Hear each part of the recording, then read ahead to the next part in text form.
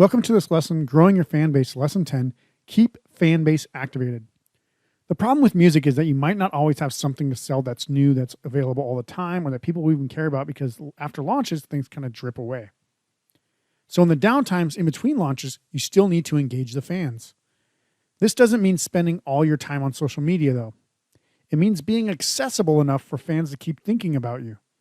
So let's talk about how to keep fans activated. First, you can post about upcoming shows. Obviously, you'll keep playing shows no matter if you're releasing new music or not.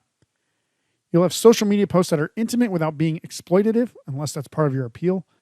Give progress updates on new music, new tours, new merch. Play a live stream and/or an acoustic set. Play cover songs to honor your influences, so that way people can also sing along to those things because they might know them as well. Can also email a newsletter at least once a month to keep that email list fresh. I highly encourage you doing this at least once a month. And you can also email announcements as they're relevant. So if you're going on tour, just email the whole list and say, hey, by the way, we're going on tour. Here's all the cities we're going to stop at. And then say something like reply if you're going to any one of these shows or if you live in one of these cities, something like that. The point of all this is to say that you may think you share too much on social media or you share too much in general. But unless you're annoying about it, fans will likely love it. So don't stop engaging with fans. Oh, and if you need more ideas, ask your fans what they want to know about or see from you. You can even do a survey, right? So remember that Google form I talked about? Once they sign up to your list, they can actually go to that Google form and you can put in that question like, what kind of content do you want to see from us? Then you can even create a whole series of content around what they want to see. The good news is ConvertKit also has a newsletter template or newsletter templates that you can use. So you can just go into your starting points under the templates and you can see there it's got some newsletter styles. You don't have to use the styles or use it as is. You can obviously edit them, but it has it kind of laid out so that way you can kind of post it however you want to do it. And the design is kind of already there.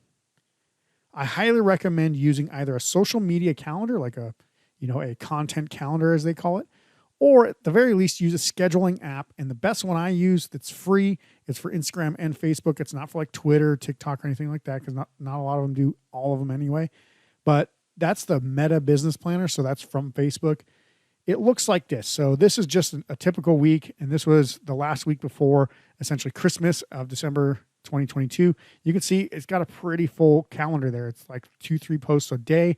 Right now, in the time that I'm recording all these programs and all these videos, I'm down to like 1 or 2 a day. But, during a normal week, I would be doing 3 to 5 posts per day.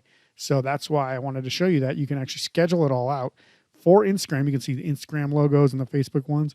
Basically, it'll double up on both of them. And you'll just have that obviously going and it's free. So let's take some action.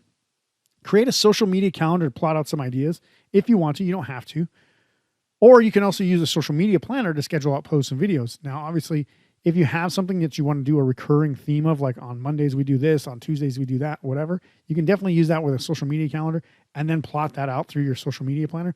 Obviously, you got to create graphics or posts or whatever, or just have something available for those pictures.